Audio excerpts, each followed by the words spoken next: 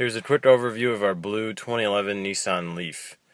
When you got the key on you inside the car, put your foot on the brake and then hit the power button and the car will turn on.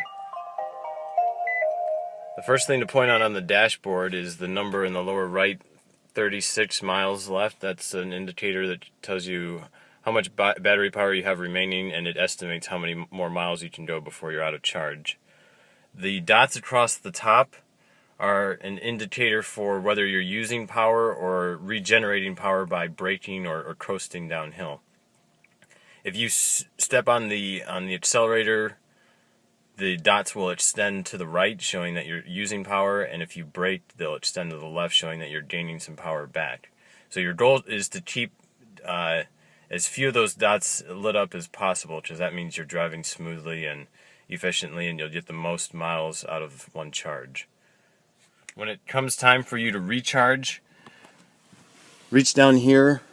There are two handles down here, one for the hood and one for the port for the charger. The one on the left, the blue one, is for the charger. So pull that. The front will pop up. And then the key to remember is that if you want to start charging immediately, you have to hit this button here. It says off, but that means it's turning off the timer. Right now the timer's set to charge in the middle of the night because that's when electricity is cheaper. But if you want it to start charging as soon as you plug in, make sure you hit that button. Then you can get out of the car. You'll see that the door is now open for the charger. Pop that up and just pop that open. The charging equipment is located here in the back of the car. Pull this out of its case. This is basically an extension cord. This is just like any other plug. It'll go into a standard wall outlet.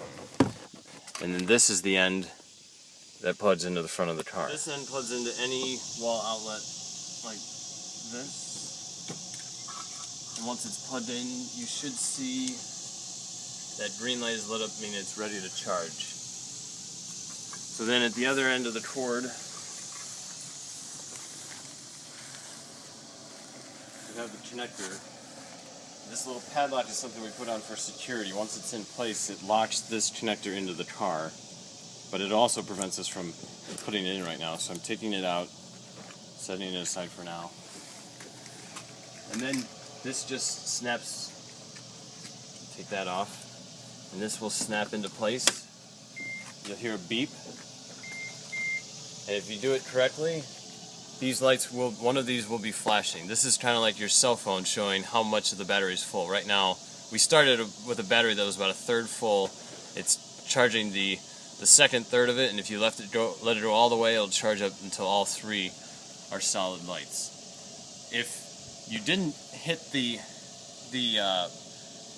off button on the timer, these won't flash. It won't show that it's charging. And another way to know that is if we go back to the wall outlet.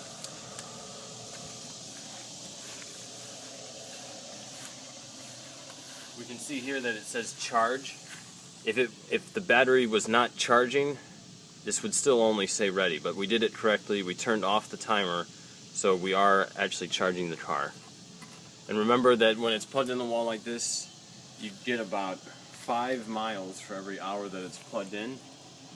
So if you're going with a battery that's completely empty, it'll take about 16, 17 hours to fully charge it up again.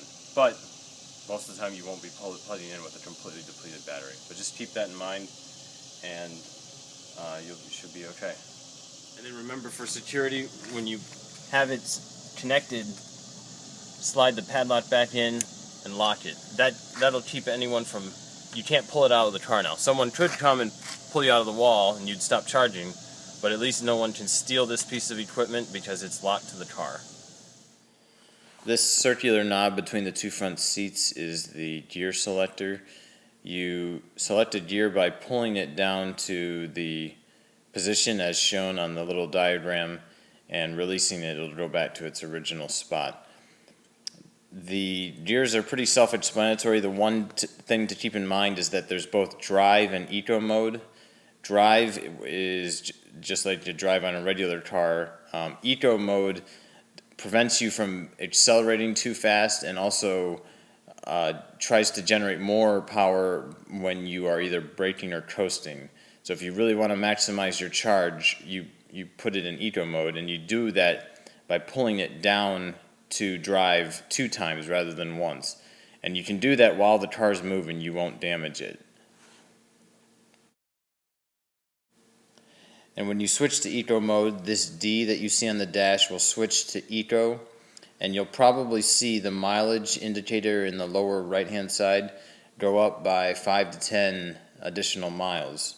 So putting it in eco mode is a good technique to stretch each charge that you have. You sacrifice a little bit of performance, but it's worth it to make sure that you can get where you need to go.